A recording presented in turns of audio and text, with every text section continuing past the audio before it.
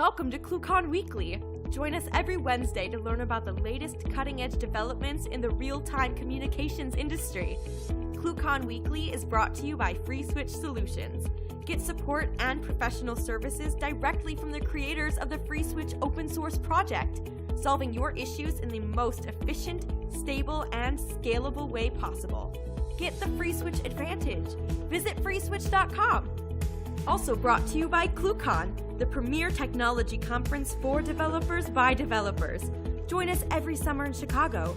ClueCon kicks off on Monday with our annual hackathon, The Coder Games, followed by 3 days of technology-rich presentations discussing telecom, WebRTC, and IoT from developers around the world. To learn more, visit ClueCon.com or call 877-74-CLUE.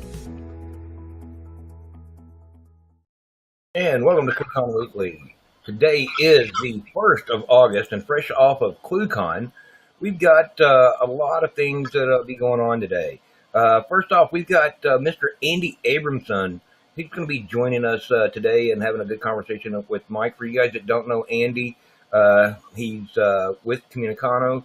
They've been around for a while. I first met Andy, I think, 5 or 6 years ago at ClueCon, and a really smart guy, so you guys stand by for that. Now we're going to jump over to Miss Abby for the news. Hi everyone, and thank you for joining me today on ClueCon Weekly. If you have any questions during the call, please comment in the YouTube, HIP chat, or IRC channels, and we will try to answer them during this call. Good news, everyone! Big news! FreeSwitch 1.8 is officially released to the public. Anthony Minasali announced the public release of FreeSwitch 1.8 during his keynote speech at ClueCon 2018. The FreeSwitch team has been working tirelessly for the last 2 years, and it's finally here. We are always striving for improvement and are excited to share this with the community. In other big news, ClueCon was amazing! So thank you to all of our attendees and to those of you who watched us on the live streams. And of course, a big thank you to all of our sponsors. You truly make our conference special. We had a really great time at FlowRoute's last resort party, at FreeSwitch's Gigabit reception, the SignalWire bowling party, the VoiceTel boat tour, and of course, the SignalWire Speakeasy. So next year, ClueCon is going to be from August 5th to August 8th, so make sure you mark your calendars. And if you did miss us at ClueCon this year, that's okay, because we'll be at AstraCon. Anthony Minasali is going to be a speaker at AstraCon, so we'll see you all there. As usual, be sure to like us on Facebook, follow us on Twitter, subscribe to our YouTube channel, and sign up for the mailing list to get these and even more fantastic news and announcements from the FreeSwitch team. Thanks, everybody. All right, guys. Thank you, Miss Abby. So now we're going to go over to Mr. Michael Malvarudis for Community Corner. Mike, how you doing today? Wonderful. Thank you, everyone, for coming in. So today we have a question which Brian West is going to answer from the mailing list. And the question is from Vivek. And Vivek asks, hi, we are running FreeSwitch as media proxy equals true, proxy mode. In the case of RTP media inactivity, FreeSwitch is not sending a buy. In Sophia profile, RTP timeout seconds is enabled. Still, FreeSwitch is not sending the buy in the case of media inactivity. Anyone face this issue, please help. So Brian, got the best help? What's the answer? Well, the first part of that would be you should never be using proxy media mode in the first place. It's not needed. We already carry the media, even in cases where you're doing non-transcoded G729 or non-transcoded any other codecs. We're gonna pass it through without a problem because the media timeouts don't function in bypass media and proxy media modes. So you can't use any of those. They don't apply. And in proxy media mode is kind of a legacy thing. It was there for things like T38 when we didn't have T38 support. So we're going to be probably getting rid of some of that as we go into the future. So it's not recommended using that. Okay. Well, thank you, Brian. All right. Back to you, Ken.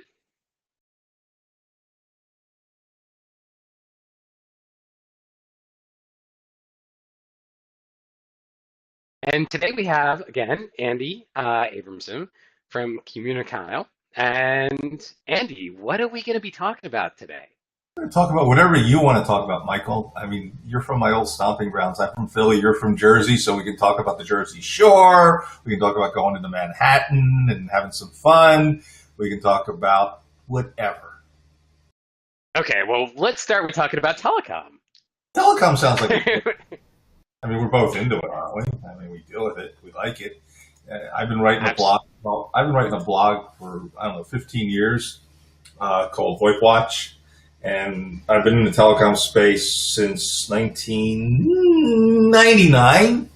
I think it's almost 20 years. Originally with a soft switch company called Comgates. I helped bring them to America. They were an Israeli soft switch company competing in the day when the big players were BroadSoft and a bunch of others who are no longer around. Alcatel was playing in that game, Nortel. And then a few years later, started the blog in 2003 and have been at it ever since, and have worked with a lot of companies. I've sold a bunch of them. Two companies went to Vonage, Simple Signal and Telesphere, and another one called Grand Central. Everybody's got a Grand Central number. Raise your hand.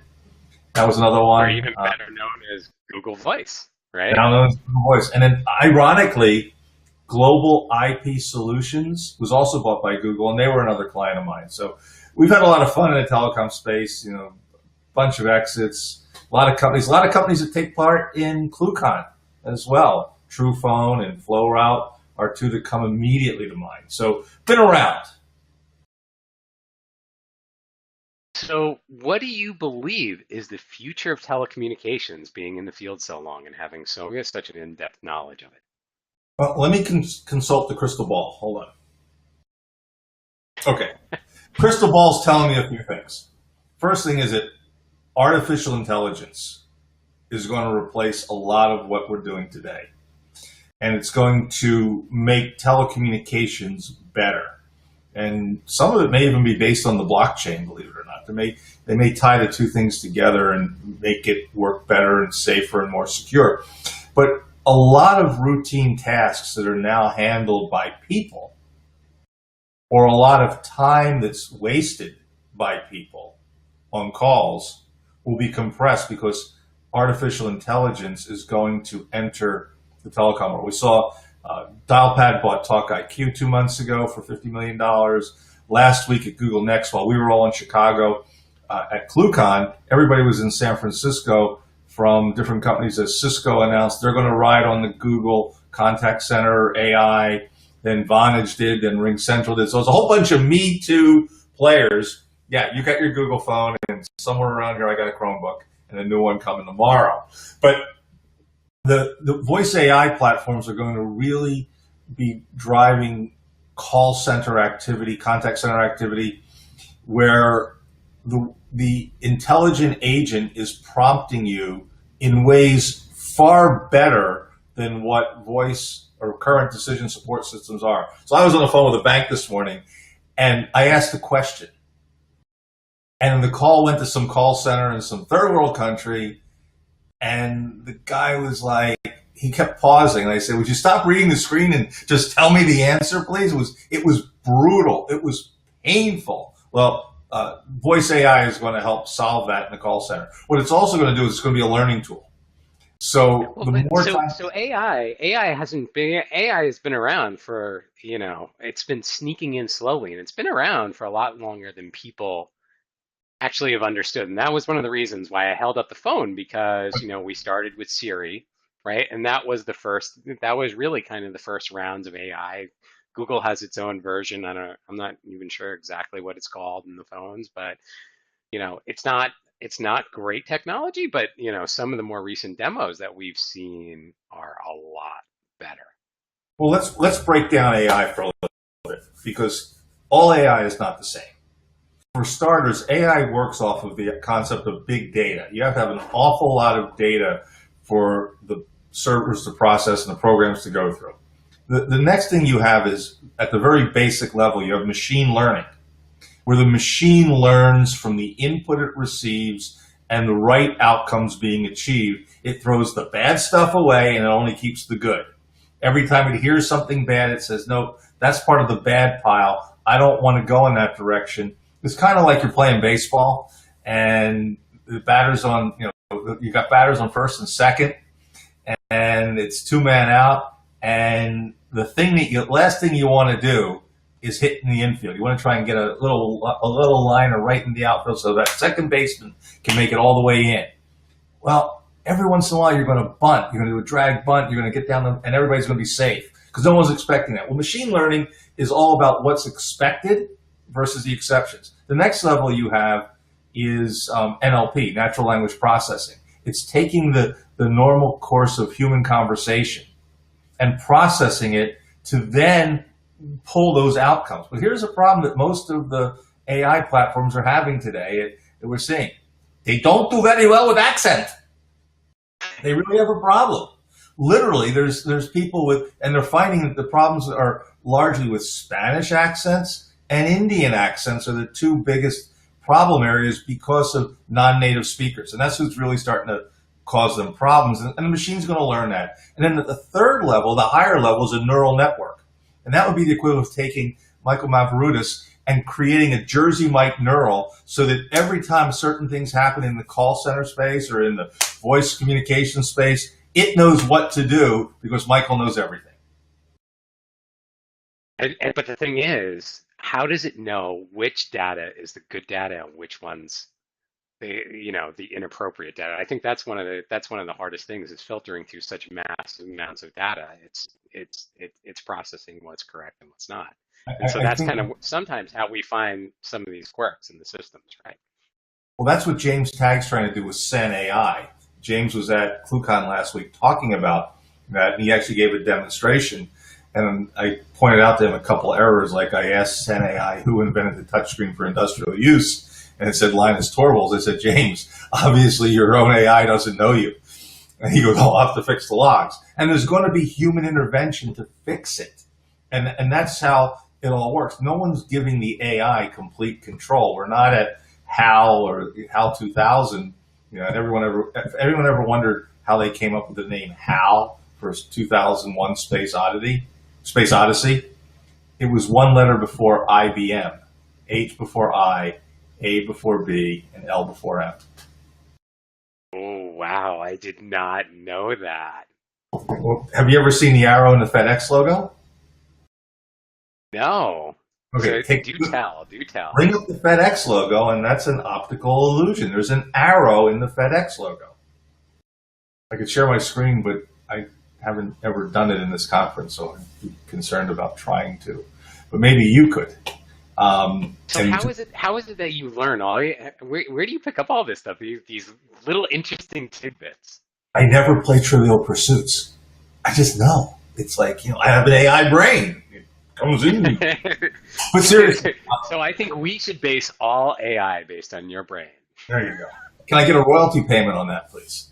But that's what's going to happen. Sure You're going to be able to license out your skill set. And if you're really good at what you do, it sets rules. AI is a very advanced concept of rules-based programming. It's going to know what to do, what not to do, and it's going to learn. But the difference is it learns. So what might be good in a situation in January, when the weather improves in May, that same answer may not be appropriate. Or when it's raining, it may not be appropriate to give you an answer to go out and drive and 100 miles an hour in your sports car. And they may say, hey, listen, you might want to drive at 40 today because the weather's going to be bad.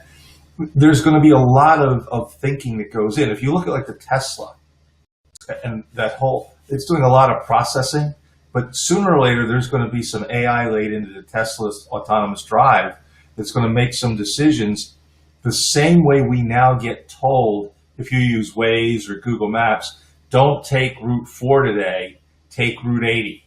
Because the traffic on Route 4 is going to be really bad when you're trying to see your family in New York City. So it's going to get that type of intelligence. That's predictive analytics, but it's also going to be AI based because it's going to say, I know Michael likes to take the interstate. He's fine with that. Otherwise, I would have told him to take 22 and go through the Lincoln Tunnel. That kind of thing is going to. and using the example of Tesla, we already see this, very simplistic versions of this, where the car will detect the headlights out front and detect your speed, and then all of a sudden realize that you're accelerating too quick, Right. and it'll slow down the car. It'll give you notices. It already very simplistic, programming, has already been instituted in cars even today. Right. But it'll be really interesting to see how, over time, these things will make things easier for us. Well, in telecom, not only is it going to be the call processes, the call that's going on and the prompting to the call center agent or the support agent, or it might be your insurance broker or your stock broker, who's all going to get information that's going to be AI enhanced. There's also going to be AI entering into the whole concept of the network itself, and how much traffic's running over a certain circuit and over a certain route and over to a certain carrier. To the enterprise, say, hey, you know what? We put so much business over AT&T this month. We've got this other deal with Level 3 and CenturyLink. Let's shift some business because they're giving us a better deal now. They just dropped their price to such or such amount per gigabit. Let's start using them for the next. Oh, the price just went up. Let's switch it back to AT&T, or switch it back to Telstra. So there's going to be that type of intelligence that goes well beyond what we used to call least cost routing. Right. Stuff like latency-based routing. That even can very simply be instituted across stuff like that. But it's going to be, not only the rules are going to be there, it's going to be intelligence going to take into effect the pricing. Well, how much can we stretch? Oh, this customer doesn't really care. Okay, we're going to move more of that customer's traffic over this one. Oh, this customer's really picky. We don't want any of Mavrudis's customers going over the crappy lines, and he's willing to pay the extra 2% on it. Great, boom, and it's starting to learn, and it's going to know. But then you're going to say, you know what? The guys from XYZ, they don't care. You can move them over, and it's going to learn. It's going to learn. It's going to learn, and as it learns, it's going to make decisions that you don't have to. And then at the end of the month, you can see what happened. There's going to be a scoring system. It's going to say 90%, 80%, 100% of accuracy. And as it gets that 100, it'll probably never get to 100% because it can't be better than itself. But when it gets to the 5 nines level, you're going to say, great, always do that with this customer until I tell you not to. And that's how AI is going to work. So where are the major data stores, and how can people, the regular people that are take advantage of this type of stuff? Right now, you're going to have to find carriers who are starting to roll it out. So I know, because I'm a Dialpad user and a shareholder, for all transparency, we've got Talk IQ technology running inside Dialpad. You've also got Ring Central starting to make noise that they're going to be doing it. You've got 8x8 saying they're going to be doing it. My view is we're in the early training wheel stages of voice artificial intelligence. There's a lot of learnings going on. There's going to be an awful lot of research done as to what are the right verticals to roll this out beyond simply in the contact center. Because let's bring it down to the 5-foot level. You're a doctor. Or better, you call your doctor about the sunburn you got from driving around in your convertible yesterday. It's on your cheek. And you say, doctor, I've got this really bad sunburn. What should I do? And as soon as you say the word sunburn, and even before the doctor says, hey, we're on a FaceTime call, give me a picture of your face so I can see how bad you did this. It was a 1st-degree burn, 2nd-degree burn, what you should need. The word sunburn is heard by the AI system, and on his screen comes all the treatments for sunburn. And because you're allergic to penicillin or you're allergic to certain things, it rules out the ability for him to prescribe anything which you're allergic to, avoiding the risk of you getting sick. He says, oh, I see Michael's allergic to this, and this. We won't use that. But sunburn plus your medical information, it's starting to compile. And then he's saying, okay, how many hours has it been? And based on the hours, He's telling you what you need to. That's what's going to happen. That's an example of it. And the next time I go to Amazon, it's going to have all the different aloe vendors. You got it. Exactly. So he's going to say, well, use 2 parts aloe, use some of this. Don't go out in the sun for 4 days. Wear a hat. Here, buy this mask so that nobody sees you because they don't want to. But these are all the things that are going to happen. Let's do another one. It's an insurance agent. And you just cracked up your Corvette that you were driving too fast and you hit a pole and, it wasn't really bad, but you sort of put a little boo-boo on the corner of it, but it's a fiberglass shell. And it's like, okay, 1989 Corvette Stingray, blah, blah, blah. All right, here's a 5 mechanic. He's going to know who to send you the repairs to, but they're also going to have taken all the pictures that have been generated in the past and look at it, and it's going to be able to cross-tab that with other repair bills that are similar. It's going to say, great, this thing's going to cost you $3,000 to fix. You got a $1,000 deductible, and because you were driving, your rate's going up 30%. Do you want to pay the $3,000 or do you want your insurance to go up 30%? And all this is going to be known in seconds because they're going to know from other damages to that exact model where the impact was requiring the exact same parts to be replaced and to be painted. AI is going to do that. So how do the advertisers tie into that? Because that's clearly one of the largest draws when it comes to AI. With advertising, it's all really targeting. The problem with the internet over the years has been no one initially wanted to use the internet as a direct marketing medium, so they went on this whole idea of cost per thousand, CPM. Then they went to cost per click, because the money was there. It was easy to buy. There was a lot of extra cash in the regular, traditional advertising world, as opposed to the direct marketing guys who already understood data and data science and the ability to target an individual. If we're going to reach all the people who drive Teslas in Oklahoma City, we know where to start, and we can get them. But the reality here is that the advertisers are going to be able to use this intelligence to go well beyond the targeting we've seen, and you're going to get less off-target ads. So when you're in Amazon for the next week, because they've already seen you on camera, they're going to be pushing that aloe to you. They're going to give you the offer on a really big jar at a really low price, and Amazon Prime will deliver it tomorrow. And they're going to give you all this. It's just, in essence, it's just richer data that can be more finitely used, more targeted. Right, but imagine it, because AI is going to have a filter, it's going to be able to spot the blotch on your face and know that you probably need it. It's just going to do it unprompted. There isn't going to have to be you hadn't go looking for it. Or you have the boo-boo on the vet. It's going to say, here's the list of the best Corvette repair shops in New Jersey. So AI is going to do that. And then it's even going to set up the phone call for you of the 3 so you can get estimates and figure out who can get the car done the fastest.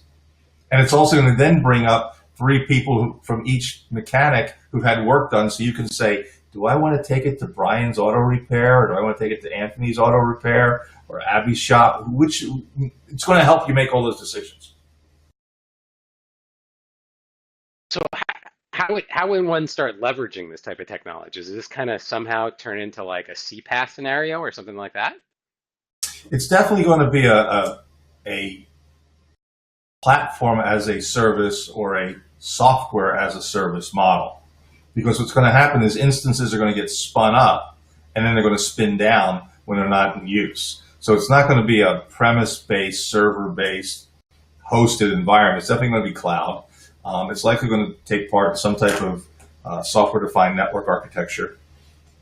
You are going to see the big players like Google and Microsoft in the space immediately because they've been in it. They've been researching it. Alex Saunders, who's an old friend who was at RIM, and before that a client at RIM and a client at IOTM, who launched. He's the original product manager of Internet Explorer and Windows Mobile. He's back at Microsoft. He's doing a lot of work leading their AI initiatives now. He went back and joined them at their request. So the big players are going to be bringing this out, and they're going to break it down into services that are going to be solution sets. There's also going to be the open framework architecture. Here, go play with our AI platform and do anything you want and invent things. And there's going to be a group of companies that bring those toolkits that make it easier for developers to use it. And then ultimately there's going to be the science level where it's just, here's our platform, do whatever you want. So you're going to have those three different scenarios, and it'll be productized. You're going to start seeing point solutions with AI that handle a specific need that can be used over and over and over again, like the doctor scenario. Or the vet. Reservations. Or the vet. Yeah, or the vet. You know, where you get answers, and then it ultimately leads to a consultant call. It ultimately leads to setting an appointment, and ultimately leads you to coming in and your puppy being examined. So all that, but it's going to be point solutions versus only the code base to build upon. So this technology is actually accelerating at alarming rates. I mean, isn't it? It's the early days. Like I said, we're crawling. We're not even up on our legs. This is, you know, this is the infant stages of AI in telecom. Yeah, but from a certain perspective, if you look at where we were a couple of years ago, you know, looking at like the type of things that you can, you know, the type of questions you can answer and the data sets associated with them, it's really grabbed a very substantial amount of momentum in the past couple. Well, if you look at IBM, IBM had Watson. I mentioned IBM earlier with HAL, and there was a reason for bringing up the HAL IBM analogy. It's because IBM's had a platform called Watson around for a good half a dozen years, and in that time, a lot of early stage work has been done with AI, especially in healthcare.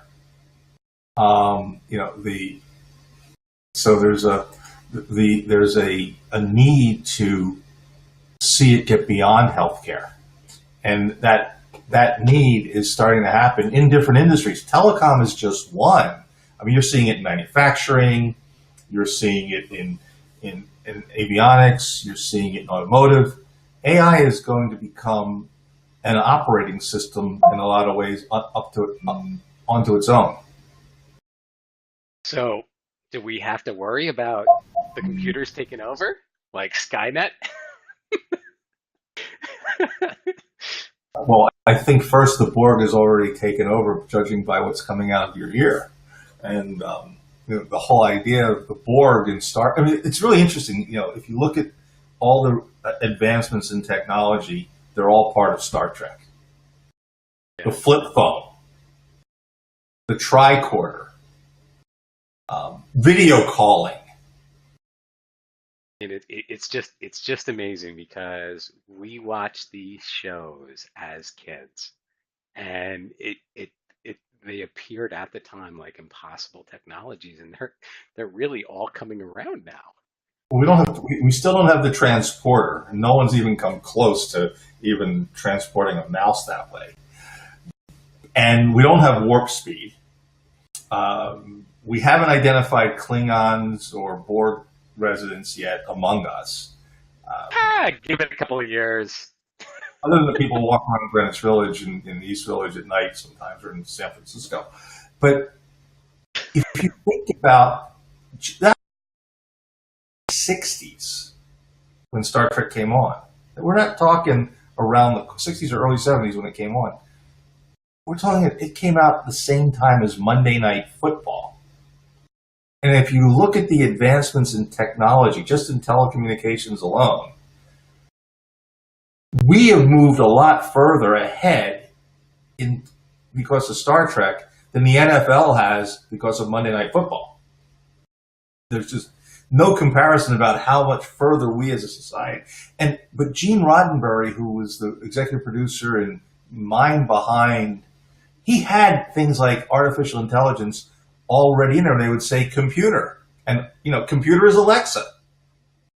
The only room in the house I think I don't have her.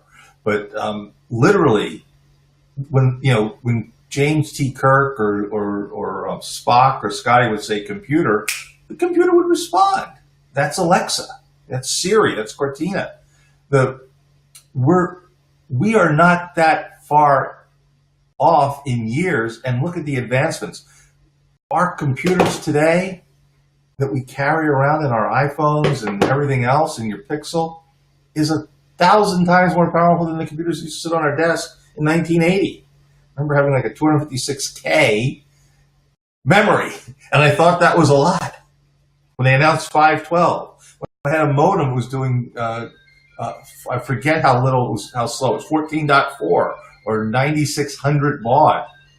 These are all different speeds to us now. We have gigabit connection. So I think you showed me a picture when we were chatting last week, and that picture was the different phones. What was your first cell phone? Oh, my first cell phone was an in-car mounted Motorola phone. And then I'll never forget the phones with the antennas on the backs. They go on the back of the car and mount like next to the center console. It was a big box that sat in the trunk of your car. I mean, it was whatever year it was. Metrophone was my provider. I didn't want to go with Bell Atlantic. I went with the other guy. I was paying $1.99 a minute. This is when I was working for the Philadelphia Flyers.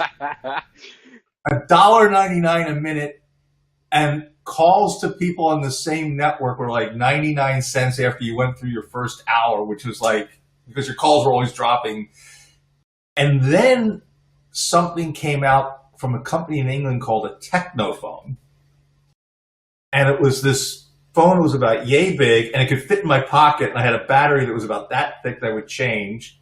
And I switched to that because, well, I could carry it around with me, and I didn't need this stupid thing in my car anymore that was taking up room in my trunk and cabling running through, and I just switched to a new car anyway, so it was a good thing to get rid of. My third phone was a Motorola StarTAC, which was a flip phone. That was a great phone. Yeah. They started with black, and then they went to silver, and then you had the different batteries. Gray one. No. They started with it was gray first. That you're thinking of the. Yeah. You're thinking of the little tiny Razor. That came later. I did have that too. The battery life on that thing was terrible. I remember I used to have multiple chargers and multiple batteries, and throughout the day I just swap in a new battery. It was terrible. But I went from the StarTAC to a Razor, and that lasted me until Qualcomm came out with the Q phone on Sprint. It only worked on Sprint. It was doing 1xRTT, and it was a piece of crap. And not only was it a piece of crap, but their network was a piece of crap. And I lived in San Diego, and it was like, how can you build a network in your own backyard and it doesn't work was my question. Well, it's still in beta, but anyway. And then whatever came after that, I don't know how many different phones came through. It was a bunch of Nokia phones because we were doing a bunch of work with Nokia, and a BlackBerry. And quite honestly, the longest lasting battery I ever had was always on a BlackBerry. I don't know what they did, but they had really good battery life cycle management. So the Blackberries, I think that was, for me, moving from a cell phone to a Blackberry, that changed the way I worked substantially, like really substantially changed it. And it really what it was is it was that full keypad made all the difference. I had the BlackBerry before it was a phone. I had a BlackBerry Messenger. And back then, Ken Rakowski was a good friend in LA. We've done a lot of radio shows together over the years, and we were getting a startup funded, and we would use the BlackBerry. Have you landed yet? Are you there yet? Are you there for the meeting? And we try and coordinate our arrival times to meetings with VCs and potential partners. And we both had BlackBerry Messengers that we'd gotten from some company in New Jersey that was a distributor. I don't even remember, but it used to cost us like $59 a month, and all you could do was text. There was no calling. There was no calendar. It was a single purpose item, and you could text. And it was a device that as soon as it came out, every sales guy wanted it. And the IT department was, oh, no, we can't let this happen. And then they figured a way to get it to read your email. And they did a BlackBerry Exchange server. And the whole world changed. Because when they came up with the Biz and the Bez, when they started working with Exchange, people were buying them, finding out their SMTP and exchange codes and pop codes, and getting into the exchange server, and the sales guys were using it, and IT was hating it. And then the phone came along. That was the third generation of BlackBerry, was the phone. And around the same time, they had Danger too, right? I had a Danger phone. Yeah, I had a Danger. Yeah. I had a Danger phone on T-Mobile, and it never achieved greatness. It could do email, but it couldn't do exchange email. It could do Yahoo and Hotmail and Pop3 and things like that, but it never became the great phone that it could have been. But it was a first effort. And then 2007 came along. And there was the Palm phone that tried and died. There was Samsung had a bunch of phones, and Siemens, and a bunch of all that were, if you were a Verizon or Sprint customer, you had your choice of more phones that didn't do much but looked good. And then AT&T and T-Mobile was always lagging because they didn't have any money back then. And then 2007, the world changed. The iPhone came out. And everybody had to have one. Even though all it did was voice and text. There was no app store. I wasn't there. And it played music. That was like, it was an iPad with a cell phone. Or iPod with a cell phone. iPod. Yeah, iPod with a cell phone. And then a year later, the world changed again when the App Store opened.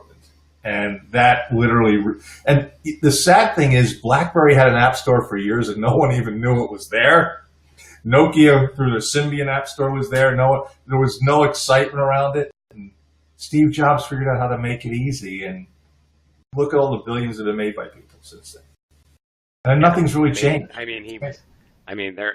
amazing at, packaging, and they're amazing at advertising, and it's not like it wasn't always the first technology, but it was the first technology that people actually, started using.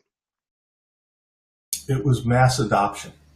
And the key was the iPod was one of the most overlooked devices in that period. It kind of got lost in the shuffle because the iPod with the App Store and Wi-Fi and apps like what TruePhone created and Counterpath with Bria and a bunch of other apps, you were able to make phone calls with it anywhere you were on Wi-Fi. And it was, you had a kid, they were 10 years old, they wanted a phone. You don't want to go get them a cell phone. You give them an iPod. The iPod Touch. Well, when my daughter was 5, that's exactly what I did. So you did it at 5, and the whole idea is that the App Store and the iPhone literally changed the world. And then, of course, Google came out with the Android operating system. And that's still a Me Too catch-up, but it's getting better. I mean, I really like my Android. I've got the Pixel like you do, and it works great. And a lot of times when I'm traveling internationally, it's all I need because I've got the Google Fi SIM. And they did what TruePhone set out to do, which is give you a global device with a single number.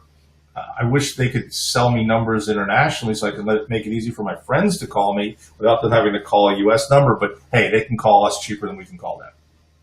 Yeah, but you know what happens too? There's so many different applications. You can just simple application that'll unify all of it.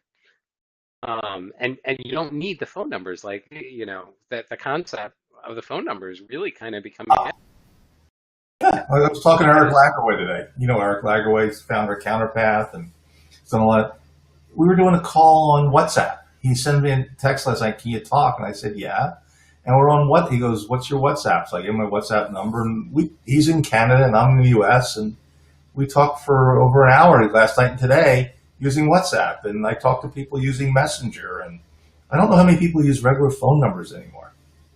Right, but that's the whole thing. The phone number, with WhatsApp, it's just an identifier, right? Exactly. So you can call anyone anywhere in the world, and you don't need, you don't have to worry about getting local numbers in foreign countries anymore, because you just get on WhatsApp, you get on Signal, you get on Telegram. They have all these wonderful services that just make it so simple and easy to communicate, but communicate in secure ways too. The challenge that I'm seeing is we're starting to balkanize communication again. And I wrote a couple blog posts. Once when Voxphone was a client, I said phone numbers are going to go away, and Rod Yules got all upset at me. And at this point, that's becoming very true. I was very prophetic when I wrote that 6 or 7 or 8 years ago. I wrote another post similar that, do we really need phone numbers anymore? I used to be able to memorize everybody's phone number I was doing business with or who were friends. Now, we just touch a button and we call them. And if you change your phone number, Google Contacts or Full Contact updates it. If you're subscribing though, because somebody else updated the number, now you have their new number. And we don't call people, we touch. We reach out. There was a commercial, reach out and touch someone from AT&T. And again, that was very prophetic. You remember with the ET finger in the commercial, and they were tapping to call. Well, we went from dialing a number to touch tones to eliminating the touch tones and just touching an icon, a graphic image. And we can also now ask Siri or the Google Assistant to call Brian West, and they'll call Brian West. And yeah, I mean, the Google one, you could send text messages and everything. I mean, when I'm driving in the car, I mean, I just squeeze my phone and I say, call this person, or text this person, and it's done. We are no longer dropping dimes in coin boxes. Yeah. It's been a long time since then. Right. I was in the UK. And the kazoo with the Captain Crunch kazoo and all that stuff. Forget about it. I mean, those days are long gone. With the, you carry the one new of those little technology things around and you press buttons, and were you one of those guys who did that stuff? with the black boxes? Yeah. I don't know. I had one, but it was designed to control my answering machine. Back when I was working for the Philadelphia Flyers, I would go out every night to all the different high school hockey games, because that was part of what I did, is running the youth hockey division. And I would have to get the calls that were coming in with all the scores, and I would phone them into the different newspapers and radio stations and TV stations. And I had like 30-some people I would call every night with the hockey scores from 20-something games. And I would call them as they came in, because there used to be different editions of the print newspapers in the 70s and the 80s. So you'd want to get it in before 10 o'clock, and you want to get the next round in before 11 o'clock, and then finally, I think around midnight, I'd be done. Well, in the early days, I carried this little pocket dialer with a keypad, and I'd have to hit the star button and enter my three-digit access code, not 4, 3, and it wasn't 1, 2, 3. And then I would have to hit the pound button, and then like the 1 button to listen to the message, okay, 2, skip ahead, 3 to delete, all that stuff on my answering machine. And people said, are you hacking the phone system? Back then it was freaking. It wasn't even hacking, it was phone something. Freaking was the word they used. No, I'm just getting my answering messages. And then these things got smaller. They went from being this like 1.5 to 2 inch thick black dial pad to being a very flat thing where you just pressed a button and it had its own sonic tone, and no two answering machines were supposed to be the same. And that's how I would recover my messages until it went to until someone invented voicemail. Voicemail came around, and I'll never forget, one of the owners of the Flyers' niece, Kim, was dating a guy who was working for a company selling voicemail systems. And voicemail systems were being sold. His job was to sell to the carriers. This is in the 80s. Talk about a long sales cycle. It was Envoy. It was the Envoy. I think it was Envoy, or it might have been something with an O. But it was like, yeah, we just sold into Sprint. This was the big deal. Sprint had, no one else had voicemail. Sprint was the first one. So yeah, that's how far back we go in telecom. I think I bought my first phone system in 1984-85. It was a System 75 from AT&T. Because it was in the 6-figure range. And it took like 9 months to do the deal. What a grueling process. And the System 75 took up literally a closet in the basement of the Spectrum. I mean, it took up, but it was powering all our phone systems for 10 years. I remember the BBSs, right? And so in the BBSs, that's where a lot of those tone applications lived. Yeah.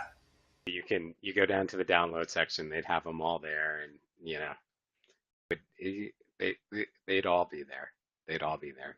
Not that I ever used any of them. Back in that era, Michael, you'll probably remember this. In the previous era, if you needed to move a phone from one desk to another in an office, you had to call the phone company, and they would send in one or two people to move the phones. And you get this massive bill for like $200 to move a phone 5 feet. And then when divestiture came, it all changed because you were able to pick and choose who you used to move the things. And then when the System 75 came out, we were able to do the move and changes on our own through what was known as a CAP panel, Customer Administration Panel, which is all now common. But in the 80s, and this was all like, they were making this stuff up as they go. There was no blueprint. AT&T had been busted up. 9X was up there. We had Bell Atlantic in Philadelphia. We had Potomac Bell in Maryland. And then that all got merged together. But yeah, when the dereg event happened, I mean, look at companies like Teleport Communications. I mean, they knocked it out of the park in like such a short period of time. God, the number of businesses that were started as a result of deregulation. I remember one of my youth hockey volunteers was telling me, he says, if you could see the plans that they have of where things are going to go and then where it's all going to come back together. But they knew back then it was all going to come back together. Of course, they didn't tell Judge Green that. But telecom has changed in so many ways. I was just reading, but then in other ways it hasn't. How's it changed? The cable guys are now the telcos of 30 years ago. They're the ones who control the bulk of endpoint access to last mile. We don't have a lot of competition in the last mile anymore. We're pretty much limited to Comcast, Charter, Altus in New York, which replaced Cablevision, and then a bunch of small guys who are running equipment which is so outdated. Then you've got new players like Sonic and Race and a few others who do overbuilds. But there's still a large part of our country in the United States where people are living on DSL. Right. And that's what the FUSF is for, right? Supposedly. Bring the fiber to their doors. Well, Verizon, when they came out with Fios, and you're in New Jersey, so I don't know if your neighborhood has Fios, they cut your copper. They literally ripped it out. No more copper. They don't want copper. They just want fiber. But then for a little while, if you were on Fios, you had to use their SMTP server. You couldn't use your own. They were blocking that ability, and they were on the spam list. And getting off of the Fios spam list was harder than crossing the Lincoln Tunnel at 8:30 in the morning. And we all just gave it up for webmail. We all went to a web-based solution, so we didn't have to worry about SMTP, POP3, Exchange, open ports, closed ports. But today, because we have less competition, we as consumers, and we're all consumers first, even as business people, we have to constantly figure out what's our best way to communicate and what are some of the best technologies out there that let us do things better, faster, smarter, cheaper.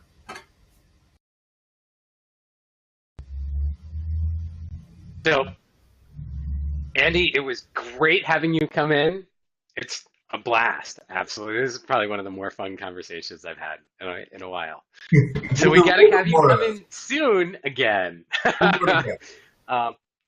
We have any questions from the audience? I noticed there was a couple of comments. Let's take a quick look at that.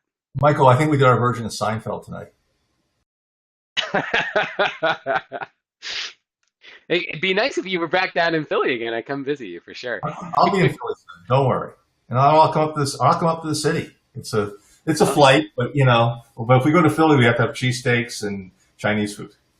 Geno's.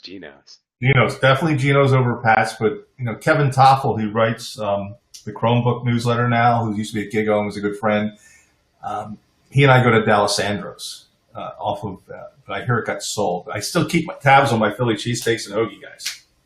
So is there a question in the audience? I think mostly just comments. What are the comments? I'm not looking at the IRC. Ken, you want to pop in and Oh, read no, off I some was- of those I was comments just you had? Yeah, you guys were talking about USF and doing things like FiOS and cable and DSL. Where I live, there is no such thing as DSL or cable. You can't get either one of them. Your only option is either an old-fashioned POTS line, or if you want bandwidth, it's satellite or cell phone. There's no terrestrial wired internet connections at all. Dan, I thought you told me that your internet bill is more expensive than your mortgage when we were talking a couple weeks ago. In my internet bill, I'm like the only person probably in a 10-mile radius that actually has fiber. And it is more expensive than a mortgage payment. Why don't you create your own ISP, hang some wireless, Ethernet that can shoot it, at a gig or so, because I don't know what kind of speed you've got, but if you've got gigabit connectivity, and sell it to all your neighbors who want to be connected unless they want to be off the grid. You actually planned on doing that at one point. I actually didn't you? looked at doing that one time, yeah, but the terrain and trees are not conducive for using anything more than 900 megahertz stuff, and the 900 megahertz stuff, you don't get that much range with it. But the average lot size out here is like 10 acres. So you drive, 3 miles down the road, you might pass half a dozen houses. And so to get any kind of coverage, you have to go way up in the air, like minimum 200-foot tower. And investment in that is quite significant. Not the tower itself, but all the other stuff that you have to do. So we've actually been looking at doing GPON out here, which is actually plowing fiber into the ground. We can actually cover a lot more area for literally the cost of a tower. And so we've actually been looking at doing that. But AT&T we're a native AT&T area, going back to the divestiture, Bell South, and they just have no interest in rolling out anything out here that's not wireless based. And when I say wireless, I mean cell phone based. So they can charge you through the nose for the bandwidth. So, it's one of those things. But yeah, actually, we got a question, and maybe off of the YouTube channel, Andy, maybe you can answer. Dan Jenkins asked, and now that Vonage has acquired TalkBox, does anybody know what that's about? Is it just a move to bring Nexmo up to standard, or is there more to it than that? That's for the WebRTC stack, because TalkBox was all about WebRTC. So you think they just for the WebRTC stack that they had? So Vonage's mobile app has WebRTC built into it, and TalkBox has a very mature. You're talking TOKBOX, correct? Yes, sir. Okay. So that's run by my old friend Scott Lohman, who was a client at SiteSpeed that got acquired by Logitech. Vonage bought it away from, obviously, if I haven't read that, but Vonage bought it away from Telefonica, who had acquired TalkBox a few years ago.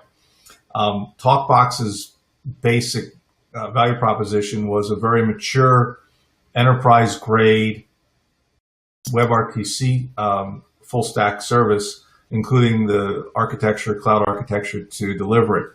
You would use the libraries from like TalkBox or Temesis or any of the other providers in WebRTC to embed into apps, enterprise apps, mobile apps. So the Vonage mobile app, when the call is not going over the PSTN or mobile network, is going over the data network, is using WebRTC in the middle. My guess is more and more of what Vonage is doing, or what Vonage is being requested to do through Nexmo, which they acquired, which is based on FreeSwitch, they're probably looking to have the skill set inside Nexmo to address their growing efforts in the enterprise, now that they've got Telesphere and Simple Signal, two other former clients of mine who they acquired about 3 years ago, because they need to round out their play, and they need to compete more with Twilio,